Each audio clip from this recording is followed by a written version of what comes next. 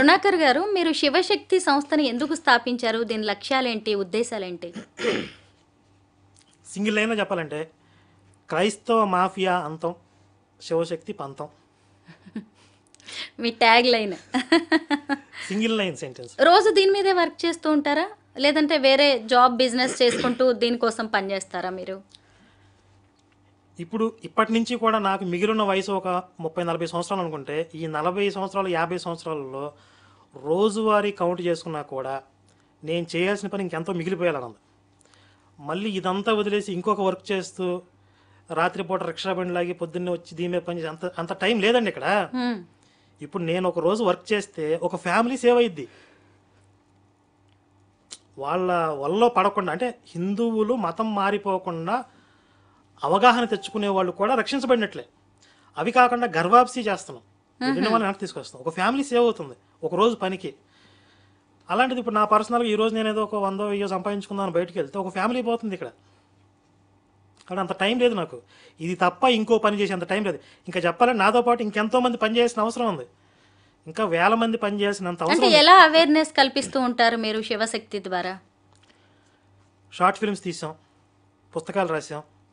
ఈ short films only YouTube ఛానల్స్లో కాకుండా గ్రామాల్లో కూడా, విలేజెస్లో కూడా మన కార్యకర్తలు తెరలు కట్టి అక్కడ ప్రొజెక్టుల ద్వారా ప్లే చేస్తున్నారు. ఒక విలేజ్ మొత్తం కూర్చొని ఆ సినిమాలు చూస్తారు, అర్థం చేసుకుంటారు.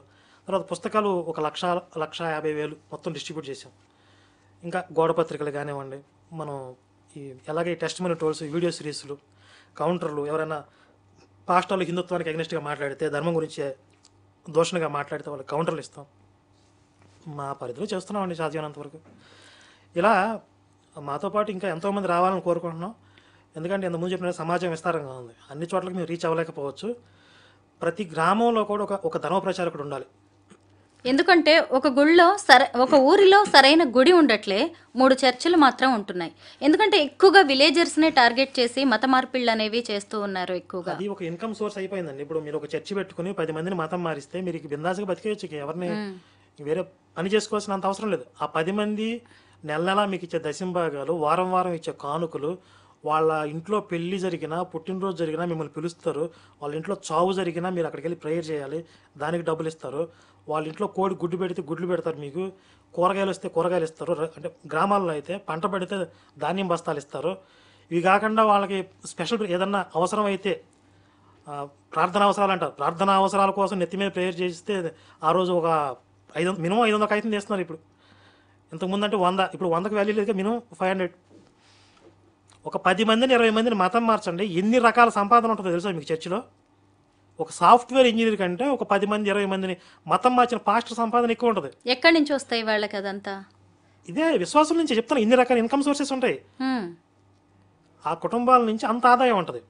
మరి 10 ఏళ్ళకి చర్చిలు ఎందుకు పెడుతున్నారు అనుకున్నారు? అందరూ ఒకటే దేవుని ప్రకటిస్తున్నారు. వాళ్ళు అందరూ చెప్పేది అదే సువార్త, అందరూ చెప్పేది అదే యేసు గురించి. పైగా పాడిందే పాటరా పాసిపడదాని ఎప్పుడు అదే సువార్త, మా యేసుని నమ్ముకోండి మీకోసం రక్తంగా, ఇదే కదా. మరి అన్ని చర్చిలు ఎందుకు పెడుతున్నారు? పోటాపోటీగా చర్చి మీద చర్చి పెట్టి మైకిల మీద మైకిలు ఎందుకు పెడుతున్నారు? ఇంతకుముందు ఆదివారం చర్చిలు పెట్టేవాళ్ళు. ఇప్పుడు వీడు ఆదివారం పెడుతున్నాడు అని చెప్పి వీడు శనివారం మొదలు పెట్టాడు, వీడు శనివారం పెడుతున్నాడు, వీడు శుక్రవారం మొదలు పెట్టాడు, వీడు శుక్రవారం చెప్పి ఒక వారం అంతా పెడుతున్నాడు. ఒక చుట్టుపక్కల పిల్లల మధ్యలో చర్చి పెట్టి చుట్టుపక్కల ఎవరికి ప్రశాంతం లేకుండా చేస్తున్నారు. పిల్లలు చదువుకోవడానికి లేదు, గుండె జబ్బులు ఉన్న వాళ్ళు, పెద్దవాళ్ళు ఉంటారు, ముసలు ఉంటారు, షుగర్ పేషెంట్ ఉంటారు, నిద్ర లేకుండా చేస్తున్నారు. ఎంత నరకం అనుభవిస్తున్నారు నాకు తెలుసు గ్రామాల్లో ఈ చర్చిల వల్ల. మొత్తం ఒక రణరంగం అయిపోయింది. విలేజెస్లోకి వెళ్తే మీరు ఒక ఆదివారం వెళ్తే ఇక ఒక శ్మశానంలో నుంచి నక్కలు ఓళ్ళు వినపడతాయి చూడండి, ఊ అంట, అలా వినపడతాయి.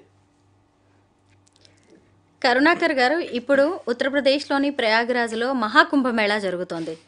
అసలు అది మనకి హిందువులకి ఎంతో పవిత్రమైంది. దాని మీద కూడా కొన్ని విమర్శలు వస్తున్నాయి.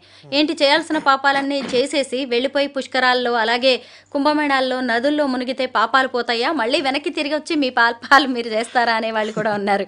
మీరేమంటారు దీని మీద? అలా ఎవరు చెప్పలేదండి. ఎవరు చెప్పారు అలాగా? మీరు ఇష్టం వచ్చిన పాపాలు విమర్శించే వాళ్ళు ఉన్నారు. అలాగా అలా ఎవరు చెప్పారు? అసలు వాళ్ళు విమర్శించాలని మీరు అలా చెప్తున్నారని చెప్పాలి కదా. మన ధర్మ ప్రచారకులు ఎవరన్నా మీరు ఇష్టం వచ్చినట్టు పాపాలు చేయండి, నదుల్లో మునిగి, వీళ్ళు అన్యమతస్తులు కావచ్చు, వేరే వాళ్ళు చేసే కామెంట్స్, విమర్శలు చూడండి. అక్కడ మనం తెలుసో తెలియకో మన కర్మల వల్ల, మన మాటల వల్ల వేరే మనుషులే కాదు, వేరే జీవులు కూడా కొన్ని చనిపోయి ఉండొచ్చు, బాధపడి ఉండొచ్చు, మన వల్ల కొంత హింస జరిగి ఉండొచ్చు లోకంలో, మనకు తెలియకుండా, మన స్పృహలో లేకుండా.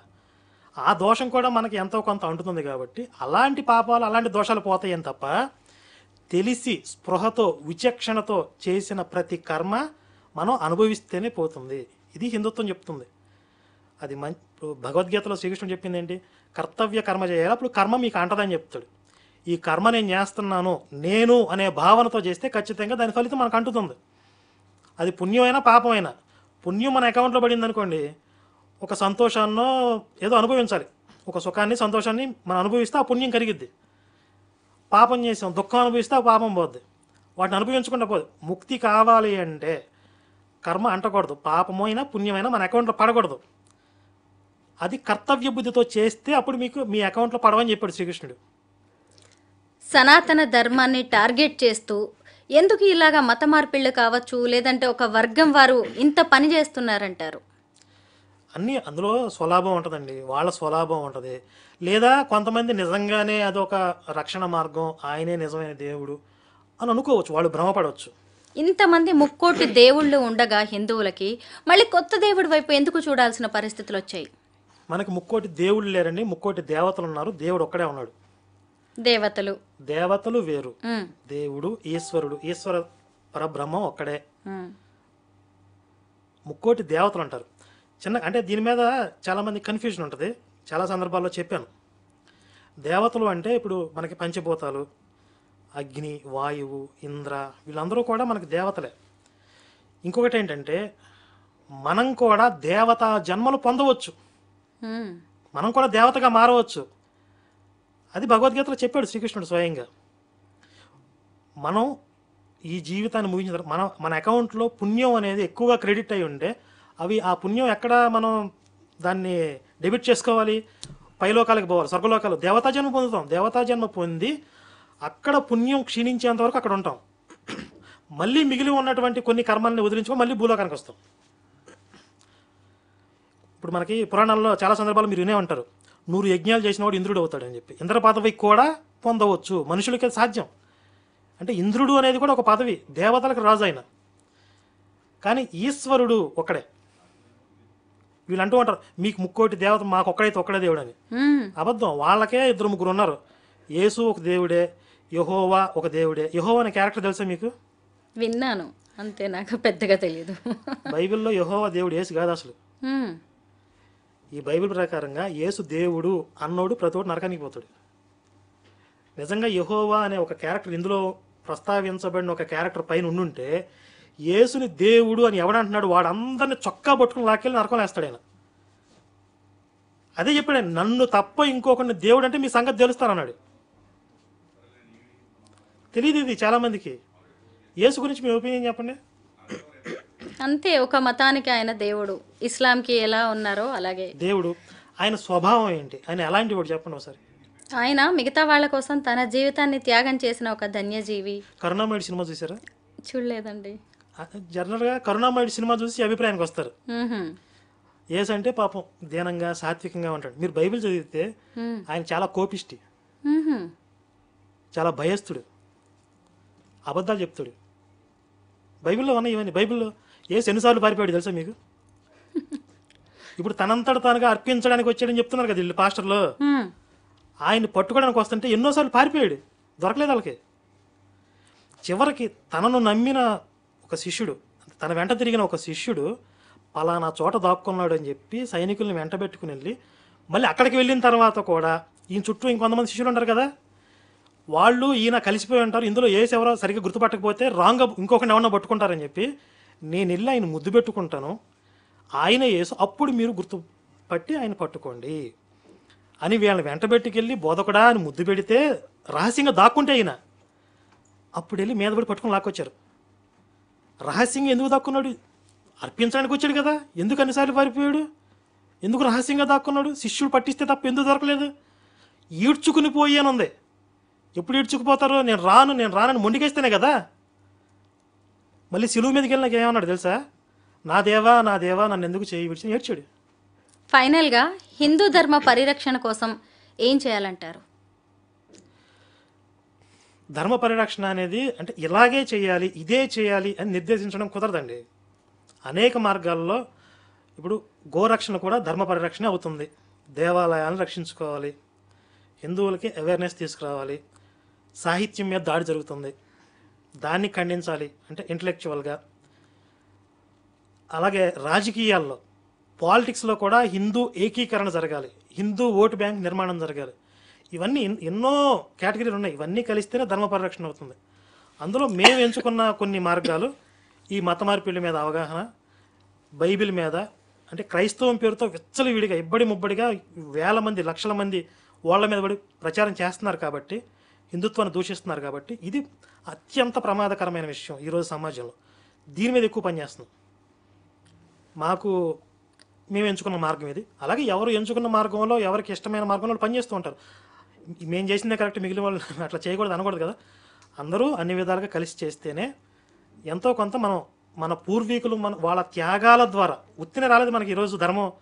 ఈరోజు మనం ఒక దేవాలయాలు మిగిలి ఉన్నాయి, మనం వెళ్ళి దేవతామూర్తులను దర్శనం చేసుకుని బొట్టు పెట్టుకుని నమస్కారం చేసుకోగలుగుతున్నాం. వాళ్ళు ఇచ్చినటువంటి ఆ శాస్త్రాలు మనం అధ్యయనం చేసుకోగలుగుతున్నాం, ఆ పూజ ఆరాధన పద్ధతుల్లో మనం చేసుకోగలుగుతున్నాం అంటే ఉత్తినే రాలేదు. ఎంతోమంది బలిదానాలు చేసి వీళ్ళు మీదబడి దాడులు చేస్తున్నా వాళ్ళకి ఎదురు నిలబడి యుద్ధాలు చేసి వాళ్ళు బలయ్యి దేవాలయాలు నిలబెడితే వాళ్ళ రక్తంతో తడిచిన నేల మీద నుంచి నడుచుకుంటూ వెళ్ళి మనం దేవాలయ దర్శనం చేసుకుంటున్నాం. దాన్ని నిలబెట్టుకోవాల్సిన బాధ్యత మన అందరి మీద ఉంది ఖచ్చితంగా.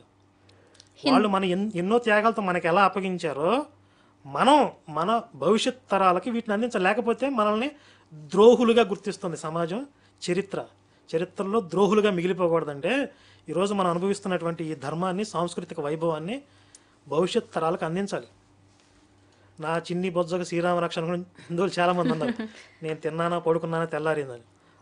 వాళ్ళని ఆ మత్తు నుండి లేపటమే మేము చేస్తున్న పని. ఈ ఆధునిక యుగంలో చాలా మంది మన సంస్కృతి సంప్రదాయాలు కూడా మర్చిపోతున్నారు కదా, పాశ్చాత్య సంస్కృతికి అలవాటు పడిపోతున్నారు. మీరు కుంభమేళా వెళ్తే ఎంతో మంది వెస్టర్న్ కంట్రీస్ వాళ్ళు, ఎంత గొప్ప విషయం. స్టీవ్ జాబ్స్ వైఫ్ కూడా వచ్చి ఆవిడ కమలాగా పేరు మార్చుకుంది. ఎంతో మంది విదేశీయులు ఈ సంస్కృతికి ముగ్ధులైపోయి ఇక్కడికి వచ్చి మాకు భారతదేశం విలువ ఇప్పుడు ఇక్కడికి వచ్చి నాకు అర్థమవుతుంది, ఈ పుణ్యభూమిలోనే మేము బ్రతుకుతామని చెప్పి ఇక్కడ జీవిస్తున్న వాళ్ళు ఎంతోమంది ఉన్నారు. ఇంటి మొక్క ఔషధానికి పనికిరాదని కొంతమంది అంటారు కదా, అంటే ఇక్కడ పుట్టిన వాళ్ళకి దాని విలువ తెలియదు. వీళ్ళు తెలుసుకునే టైంకి తెలుసుకోకపోవడం వాళ్ళ కర్మ అండి. ధర్మానికి వచ్చే నష్టమేమీ లేదు. ఎంతకంటే ఇలాగే ఉంటుంది. భారతదేశం అంటేనే హిందూ దేశం. ఎన్నో ఎవరు వచ్చినా ఎవరు పోయినా దాటుకుంటూ వచ్చింది. నష్టపోయేది వ్యక్తిగతంగా తెలుసుకోలేని వాళ్ళే నష్టపోతారు తప్ప వాళ్ళ కర్మ అది.